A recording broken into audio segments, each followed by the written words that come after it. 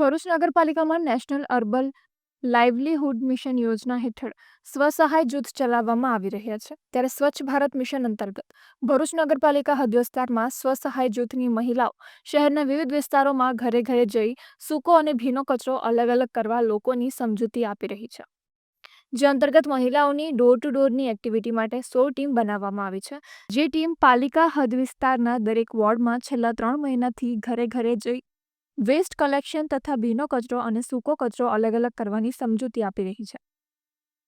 એમાં અમારે ઘરે ઘરે જઈને લોકોને સૂકો અને ભીનો કચરો અલગ અલગ રાખવાનો એવી અમે માહિતી આપીએ છીએ અને સૂકો અને ભીનો કચરો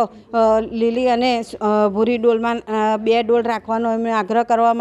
કરીએ છીએ અને સૂકો અને ભીનો કચરો ડોર ટુ ડોરની અંદર અલગ અલગ નાખવાનો અને કચરો ગમે તે નહીં નાખતા ડોર ટુ ડોરમાં જ નાખવાનો આગ્રહ કરે એવી અમે એમને સમજાવીએ છીએ।